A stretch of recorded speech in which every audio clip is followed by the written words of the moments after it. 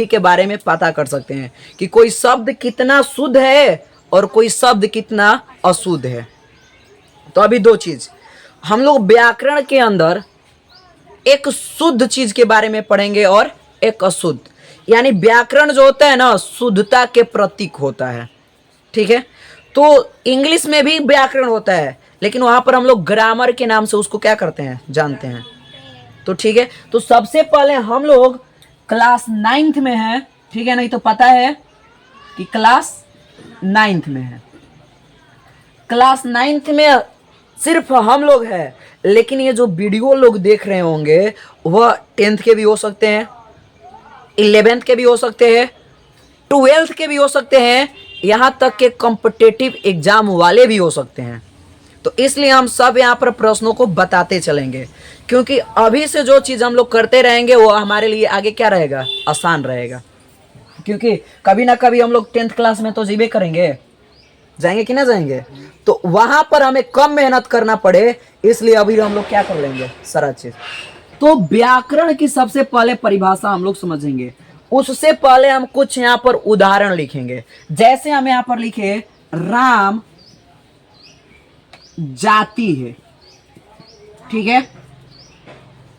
अब यहां पर हमने लिखा राम जाति है, तो दिमाग में घुमा होगा राम जाति है कि राम जाता है। बोल सकते हो, नो डाउट है भाई, बोल सकते हो। तो यहां से पहला उदाहरण। दूसरा उदाहरण अगर हम ले तो यहां पर लिख सकते हैं सीता रोता है, ठीक है। यहां पर लिख सकते हैं तीसरा में लड़की खाना पकाता है। कोना एंगल से सही लग रहा है। तो यहां पर हमें इस व्याकरण के माध्यम से ये पता चल रहा है कि ये जितना भी वाक्य यहां पर लिखा है हमने, ये तीनों वाक्य क्या है, अशुद्ध है। तो व्याकरण में यही दो चीज तो पढ़ना है, एक शुद्धता के बारे में, शुद्धता, और एक पढ़ना है अशुद्धता, ठीक है। तो व्याकरण में दो चीज, एक शुद्धता और एक अशुद्धता। तो मैंने यहां से बताया कि व्याकरण जो है शुद्धता का प्रतीक है, नो डाउट। व्याकरण किसका प्रतीक है, शुद्धता। व्याकरण में किन दो चीजों को हम लोग बारीकी से पढ़ते हैं, तो एक शुद्ध और एक अशुद्ध के बारे में। अब आगे बढ़ेंगे तो यहां से आएगा कि भाई व्याकरण का परिभाषा क्या है, आखिर हम व्याकरण कहेंगे तो किसको कहेंगे, ठीक है, नो डाउट है। तो यहां से हम बोलेंगे कि व्याकरण एक शास्त्र है। व्याकरण क्या है, एक शास्त्र है। शास्त्र, इसको हम लोग क्या बोलते हैं, पुस्तक भी बोलते हैं ना, बोल सकते हैं। हाँ। तो शास्त्र का जो पर्यायवाची है, वो पर्यायवाची का मतलब होता है इसका अन्य नाम। तो शास्त्र का पर्यायवाची क्या हुआ, पुस्तक, ठीक है। तो व्याकरण एक शास्त्र है, व्याकरण एक पुस्तक है जो व्यक्तियों को, हम लोग व्यक्ति है, जो व्यक्तियों को शुद्ध शुद्ध बोलना, शुद्ध शुद्ध पढ़ना और शुद्ध शुद्ध लिखना बताता है। दो चीज, यहां से तीन चीज बताया, एक तो शुद्ध लिखना, शुद्ध लिखना, पढ़ना और बोलना। ये तीनों चीज हमको कौन सिखाता है, ठीक है। तो व्याकरण क्या है, व्याकरण किसे कहते हैं, तो यहां से क्वेश्चन हो गया। तो व्याकरण एक शास्त्र है, व्याकरण एक पुस्तक है जो व्यक्तियों को शुद्ध शुद्ध पढ़ना, शुद्ध शुद्ध बोलना और शुद्ध शुद्ध लिखना बताता है। वही क्या कहलाता है हम लोग का व्याकरण, कोई डाउट। अच्छा, शुद्धता का प्रतीक कौन है, व्याकरण है ना। व्याकरण ही हमें शुद्धता और अशुद्धता के बारे में बताता है, डाउट नहीं है। आगे बढ़ जाए, एक बाद आता है भाषा।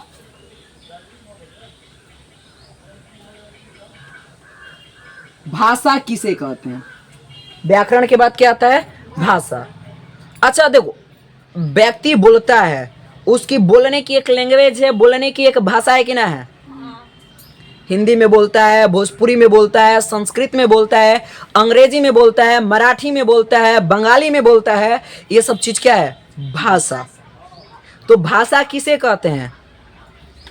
अच्छा, हम लोग अभी कौन सा भाषा बोल रहे हैं? हिंदी।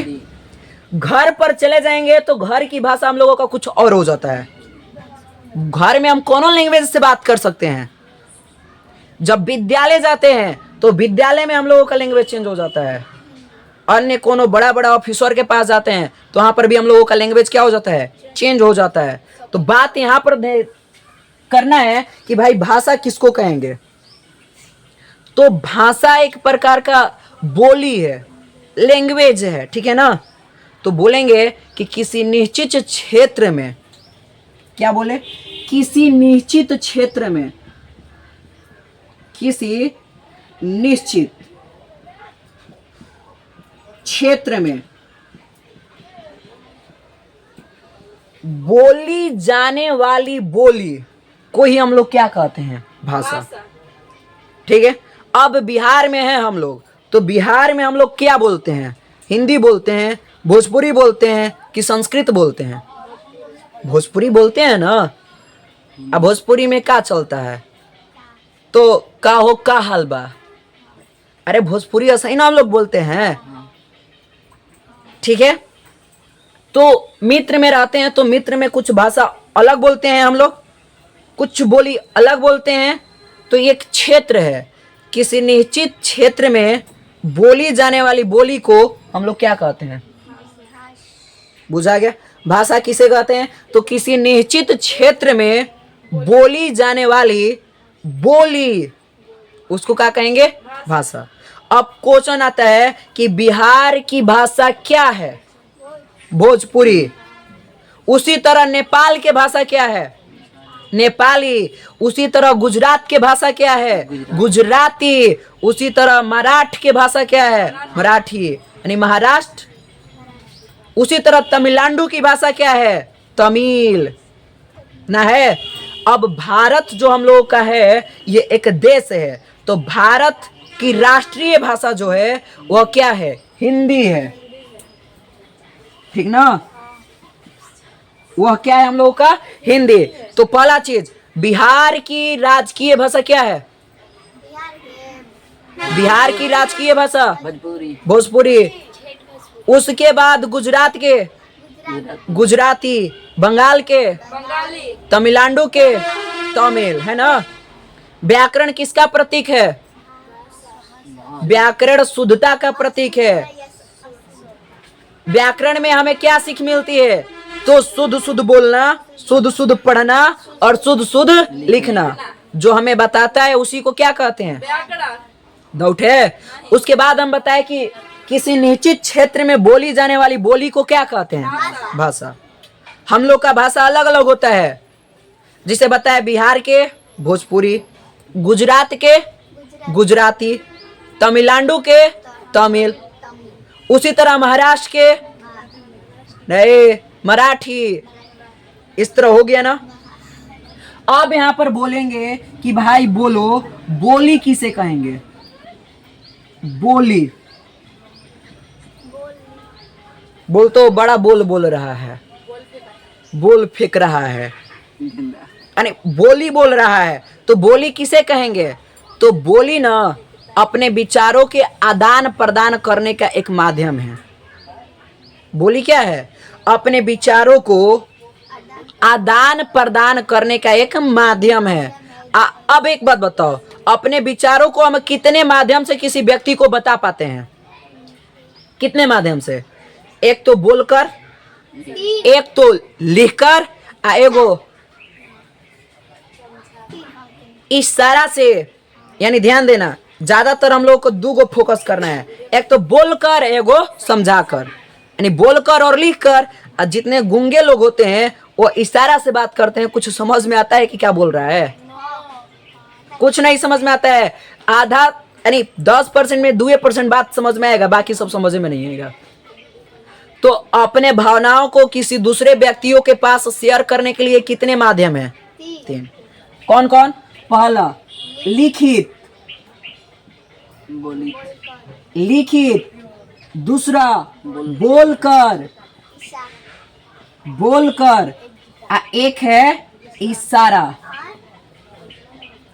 तो इशारा उतना नहीं चलता है। यहाँ पर मुख्यतः अपने भावनाओं को व्यक्त करने का सिर्फ दो गो साधन है, एक तो लिखित यानी लिखकर और दूसरा बोलकर। ठीक है, तो क्वेश्चन आएगा कि व्यक्तियों अपने भावनाओं को कितने माध्यम से व्यक्त करता है? तो तीन, लेकिन मुख्यतः कितने? दो, एक तो लिखकर और दूसरा बोलकर। अगर हम नहीं बोल पाते हैं तो हम लिखकर किसी व्यक्ति को ना समझा देंगे, हम लिख नहीं पाते हैं तो हम बोलकर ना समझा देंगे। इशारा उतना नहीं होता है। अब इशारा से बोलेंगे कुछ और, वो समझ लेगा कुछ और, तो करेंगे क्या? ना ना, कभी कभी होता है, ऐसे देखने के लिए मिला है कि इशारा से वो कुछ बोलना चाह रहा था कुछ और सामने वाला समझ लिया कुछ और। अब ओकरा को पड़ेगा लात जूता से कम नहीं पड़ेगा। तो ये है, तो मतलब कोई कोई लोग समझ पाता है या कोई कोई लोग समझ नहीं पाता है। तो सुनो, अब मान लो हम ऐसे आंख दिखा रहे हैं तो तुमको पता चल रहा है कि हम क्या कर रहे हैं? गुस्सा। दांत पीस रहे हैं, ऐसे भी पता चल रहा है कि हम क्या कर रहे हैं, लेकिन ऐसे ना पता चल गया। अब हम बोले तो इस तरह कोई कोई गलत भी अर्थ निकालेगा। कुछ जो सकारात्मक विचार के लोग होंगे तो जो हम बोल रहे हैं वो तो समझ जाएंगे, लेकिन यहाँ पर हमें खतरा बनल रहेगा मारपीट की। कोनो मार देगा हमको इस तरह बोलेंगे तो। सिंपल है। यानी व्याकरण बताए, व्याकरण में तो नो प्रॉब्लम है। उसके बाद भाषा बताए, भाषा में कोई दिक्कत? किसी निश्चित क्षेत्र में बोली जाने वाली बोली को क्या कहेंगे? भाषा। व्याकरण वह शास्त्र है जो व्यक्तियों को शुद्ध शुद्ध बोलना, शुद्ध शुद्ध पढ़ना, शुद्ध शुद्ध लिखना बताता है, उसी को हम लोग क्या कहते हैं? व्याकरण। बोली बताएं, किसी सीमित क्षेत्र में बोली जाने वाली जो भाषा है ओकरे को क्या कहेंगे? बोली। बस दोनों में तनी सा फर्क है। किसी निश्चित क्षेत्र में बोली जाने वाली बोली को क्या कहेंगे? भाषा। किसी निश्चित क्षेत्र में बोली जाने वाली भाषा को क्या कहेंगे? बोली। घर में बोली कुछ और ही बोलते हैं, कारे ठीक बाड़े, ऐसे ही बोलते हैं ना अपने मित्रों के साथ। वो भी हमरो से इसी तरह बात करता है। तो यही चीज यहाँ पर है कि किसी निश्चित क्षेत्र में बोली जाने वाली अगर बोली पूछेगा तो कहेंगे भाषा, और किसी निश्चित क्षेत्र में बोली जाने वाली भाषा तो उसको बोलेंगे बोली। ऑब्जेक्टिव में देता है ये कि किसी निश्चित क्षेत्र में बोली जाने वाली बोली को क्या कहेंगे? तो भाषा। और किसी निश्चित क्षेत्र में बोली जाने वाली भाषा को क्या कहेंगे? बोली। हम अपने भावनाओं को व्यक्तियों को कितने माध्यम से समझा पाते हैं? तीन, लेकिन मुख्यतः कितना? दो, एक तो लिखकर और दूसरा बोलकर। ठीक है, यहाँ से नो प्रॉब्लम। अब हम लोग मेन मुद्दा पे बढ़ते हैं। यहाँ पर वर्ण से चालू करेंगे सबसे पहले हम लोग, ठीक है ना?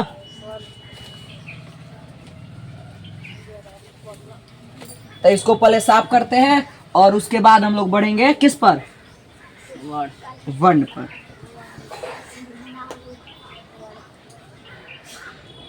पहले हमें यहाँ से पूछ ले एकदम एक के स्वर में आवाज देना, मतलब एक के थ्री। यानी वह कौन सा पुस्तक है जिसमें व्यक्तियों को शुद्ध शुद्ध बोलना, शुद्ध शुद्ध पढ़ना और शुद्ध शुद्ध लिखना आता है? व्याकरण। अच्छा, व्याकरण किसका प्रतीक है?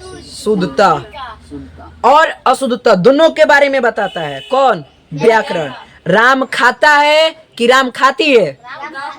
राम खाता है। सीता रोटी खाती है कि सीता रोटी खाता है?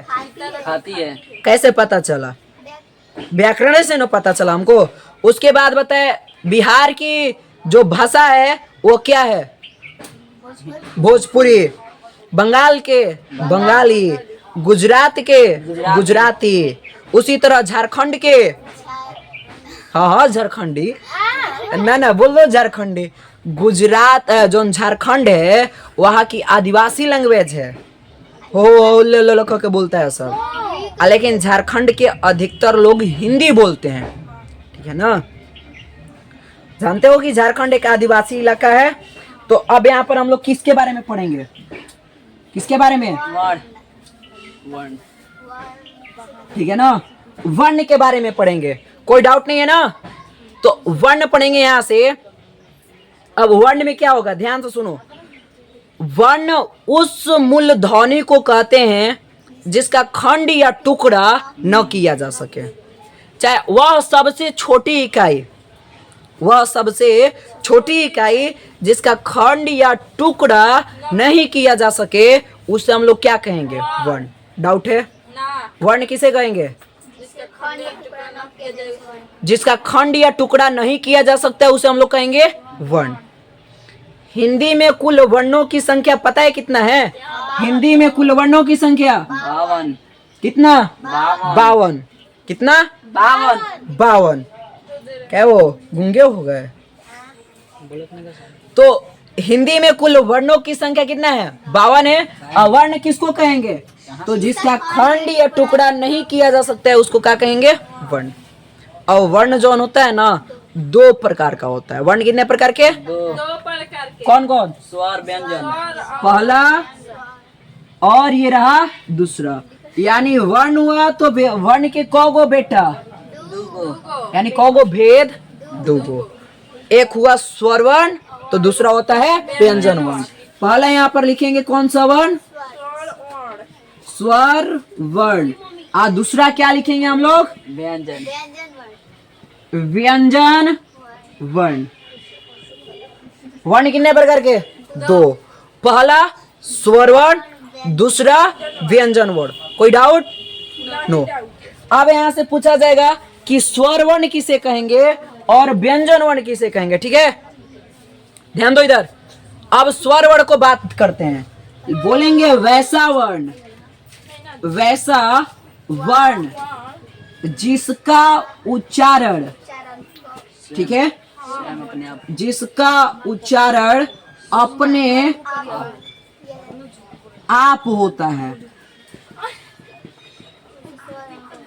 यानी जिस वर्ण के उच्चारण में किसी दूसरा वर्ण की मदद नहीं लेना पड़ता है उसको हम लोग क्या कहेंगे? स्वर वर्ण। यानी वैसा वर्ण जिसके उच्चारण में किसी अन्य वर्ण की सहायता की जरूरत नहीं होती है उसको क्या कहेंगे? स्वर वर्ण। अच्छा, एक बार बताए थे, याद है? स्वर्ण वर्ण की कुल संख्या कितना है? स्वर वर्ण की कुल कितनी संख्या है बताए थे, याद है? स्वर वर्ण की संख्या 11 है। कौन कौन? अ से लेकर औ तक, अ से लेकर औ तक। अब ऑब्जेक्टिव में देगा कि बताओ निम्न में से कौन स्वर वर्ण है? देगा अ दे देगा, क दे देगा, च दे देगा, प दे देगा। चारों में से बताओ कौन स्वर वर्ण है? अ बोलोगे तो अ के उच्चारण में कोई दूसरा वर्ण सहायता कर रहा है क्या? अ तो अ। आ एकरा में भी कोई कर रहा है? ई हर्षई, ऊ हर्षऊ। ये सब के उच्चारण में कोई वर्ण, अन्य वर्ण की सहायता है, मदद है? तो वैसा वर्ण जिसका उच्चारण अपने आप होता है उसको हम लोग क्या कहेंगे? स्वर वर्ण। स्वर वर्ण की संख्या कुल कितना है? 11। कहां से कहां तक? अ से लेकर औ तक। देखना, अन, अन और अ ये हम लोग का स्वर वर्ण नहीं है। अन्न बोल रहे हो तो एकरा में न आ रहा है, अह बोल रहे हो तो एकरा में ह आ रहा है, इसलिए ये दोनों हम लोग का वर्ण स्वर वर्ण नहीं है। ध्यान दो। पहला चीज, स्वर वर्ण में कौन कौन आते हैं? अ से लेकर औ तक। इसकी टोटल संख्या कितनी होती है? 11। अब इतना तक एग्जाम दिए हो तो तुम लोग को पता होगा कि ये क्वेश्चन आता है कि निम्न में से कौन स्वर वर्ण है। चाहे स्वर वर्ण की कितनी संख्या है? तो स्वर वर्ण की संख्या 11 है, अ से लेकर औ तक। अब जब तुमको पता चल गया कि अ से औ तक खैले है तो और ये सब हम कोनो मार सकते हैं टिक में? कभी भी नहीं। ठीक है, ये सब देता है, वो हर बार एग्जाम में देता है। अब यहाँ पर हम लोग पढ़ेंगे किसका, किसके बारे में? व्यंजन वर्ण। अब ध्यान देना, अब कहोगे कि व्यंजन वर्ण किसको कहते हो, तो कहोगे वैसा वर्ण जिसका उच्चारण ये स्वर की सहायता से होता है, उसको हम लोग क्या कहेंगे, व्यंजन वर्ण। जैसे व्यंजन वर्ण की संख्या पूछा जाता है, व्यंजन वर्ण की संख्या कितना है, 33। व्यंजन वर्ण की संख्या 33। हिंदी में कुल वर्ण कितना है, 52। वर्ण 52 है, 52 है। ओकरा बाद स्वरवर्ण बताए, स्वरवर्ण को वो है 11। उसके बाद व्यंजन वर्ण बताए, व्यंजन वर्ण है 33। उसके बाद व्यंजन वर्ण की परिभाषा बताए, जिस वर्ण के उच्चारण में स्वर की सहायता की आवश्यकता पड़ती है, चाहे स्वर वर्ण मदद करता है उसके उच्चारण में, उसको हम लोग क्या कहेंगे, व्यंजन वर्ण। एक क्वेश्चन आया है कि व्यंजन वर्ण की मदद कौन सा वर्ण करता है, स्वर वर्ण करता है ना। अब व्यंजन वर्ण में कौन कौन होगा, तो क, ख, ग, च, छ, ज। आप कहेंगे अंगा नहीं लिखे, तो घ भी होगा और अंगा भी होगा, उससे मतलब नहीं, हमें कमे लिखे थे, ठीक है। तो भी है। अब यहाँ पर व्यंजन वर्ण, ठीक है। तो क, अब ध्यान दो यहाँ पर क बोल रहे हो, तो क बोलते समय आ रहा है, क बोलो, क बोलो, बोलो क, तो आ रहा है कि नहीं आ रहा है, क, ख, ग, च, तो आ रहा है ना।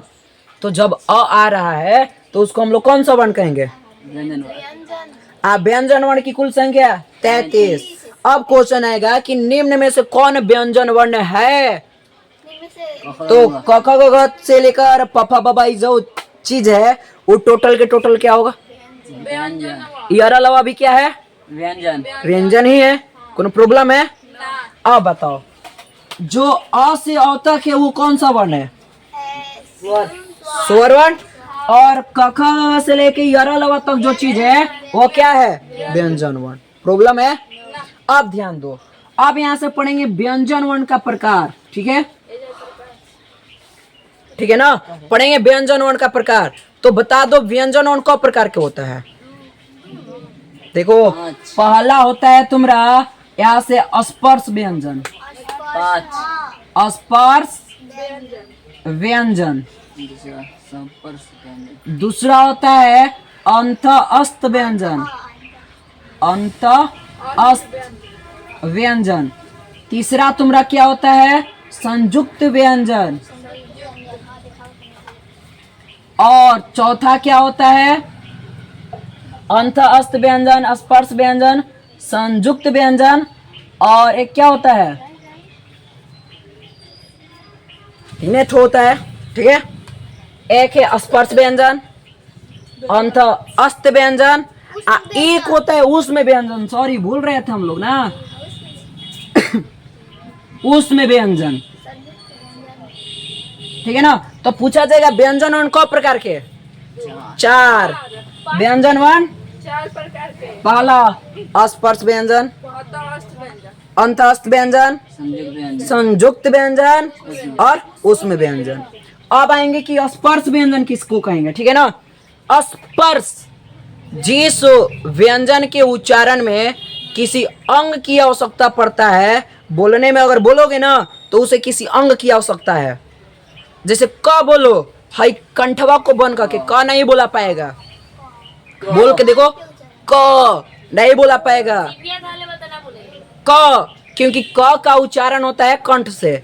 अच्छा, ओठवा बन करके या पफा बाबा तनी पढ़ो तो, ना ओठवा बंद करो, इसे बंद करो, अब प बोल के दिखाओ हमको, बोला पाएगा, कभी नहीं बोलाएगा।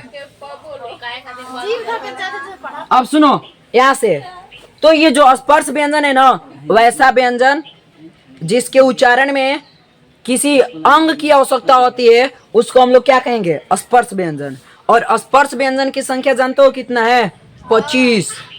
स्पर्श व्यंजन की संख्या 25। कौन कौन, क से लेकर प तक, क ख ग घ के 5 गो, च छ ज झ के 5 गो, ट ठ ड ढ के 5 गो, त थ द ध के 5 गो, प फ ब भ, ये टोटल मिला दोगे तो 25। यानी स्पर्श व्यंजन कुल कितना है, 25 गो है 25 गो है। प्रॉब्लम है। ना अब आगे बढ़ेंगे तो अब आएंगे किस पर? अंत अस्त व्यंजन। अंत अस्त व्यंजन की संख्या 4 है। अंत अस्त व्यंजन की संख्या कौन कौन बताए थे? य, र, ल और व। अंत अस्त व्यंजन किसको कहेंगे? य, र, ल और व। डाउट है? अंत अस्त व्यंजन की संख्या कितना है? 4। य, र, ल और व। ये क्वेश्चन आता है, ध्यान देना। कभी देखे हो पेपर में कि निम्न में से स्पर्श व्यंजन कौन है, निम्न में से अंत अस्त व्यंजन कौन है? ये क्वेश्चन आता है। अब यहाँ से ध्यान देना, स्पर्श व्यंजन कौ गो है? 25 गो है। क ख ग घ से लेकर प फ ब भ तक। और अंत अस्त व्यंजन कितना है? 4। कौन कौन? य, र, ल और एक कौन है? व। संयुक्त व्यंजन, संयुक्त व्यंजन का भी कितना है? 4। संयुक्त व्यंजन में कितना है? 4। कौन कौन? छ, त्र, ज्ञ और स्र। छ, त्र, ज्ञ और होता है स्र। ये जो है हम लोग का संयुक्त व्यंजन है। ऑब्जेक्टिव में आता है कि संयुक्त व्यंजन की संख्या कितना है? 4। कौन कौन? छ, त्र, ज्ञ और एक स्र। उसके बाद किस पर आएंगे? उसमें व्यंजन। उसमें व्यंजन भी कितना है? 4 है। उसमें व्यंजन भी 4। कौन कौन? तलावी स, मूर्धनी स, दांती स और है हाँ। ये आता है, पूछेगा तलावी स निम्न में से कौन सा व्यंजन है? उसमें व्यंजन। चारों देवे नहीं करेगा। अगर 4 को देगा तो एक और ही बढ़ा के देगा, कहेगा इनमें से सभी। और तो 3 हो तो 4 को चौथा में दे देगा, इनमें से सभी। ये है। और संयुक्त व्यंजन में बता दो, संयुक्त व्यंजन में पूछेगा 6 बताओ निम्न में से कौन सा व्यंजन है? 6 निम्न में से कौन सा व्यंजन है? अरे भाई ये 6 तुम्हारा संयुक्त व्यंजन है। कोई डाउट? तो आज ने हमने इस क्लास में क्या क्या पढ़ा? तो व्याकरण के बारे में पढ़ा, उसके बाद भाषा के बारे में पढ़ा, उसके बाद बोली पढ़ा हम लोगों ने, उसके बाद वर्ण पढ़ा हम लोगों ने। वर्ण कितने होते हैं? तो वर्ण की संख्या टोटल कितना है? 52। वर्ण की कौ प्रकार है? पहला, दूसरा, व्यंजन। स्वर वर्ण की संख्या 11 अ से लेकर औ तक।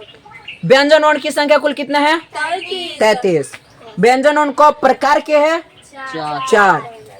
चारों के नाम लिखे हैं, अस्पर्श व्यंजन, अंतःस्थ व्यंजन, संयुक्त व्यंजन और एक है उसमें व्यंजन। अब ध्यान देना, स्पर्श व्यंजन की संख्या कितना है? 25 गो है। कख हो गए 5 गो, छ 5 गो, टेढ़ 5 गो। इस तरह टोटल मिला देंगे तो हम लोगों का कितना हो गया? 25। प्रॉब्लम है? उसके बाद अंतःस्थ व्यंजन को है 4। य, र, ल, व। बस। उसके बाद संयुक्त व्यंजन में कितना है? 4। छ, त्र, ज्ञ और स्र। उसके बाद उसमें व्यंजन में कितना है? 4। तलावी स, मूर्धनी स, दांती स और ह। तो आज की क्लास में इतना ही, ठीक है। अब हम लोग पढ़ेंगे आगे के भाग में कि स्वर वर्ण कितने हैं। स्वर वर्ण के अब कितने तो बता दिए, 11 गो है। यानी अब इसके भेद पढ़ेंगे और इसके आगे की चीजों को हम लोग समझने की कोशिश करेंगे। तब तक के लिए ठीक है।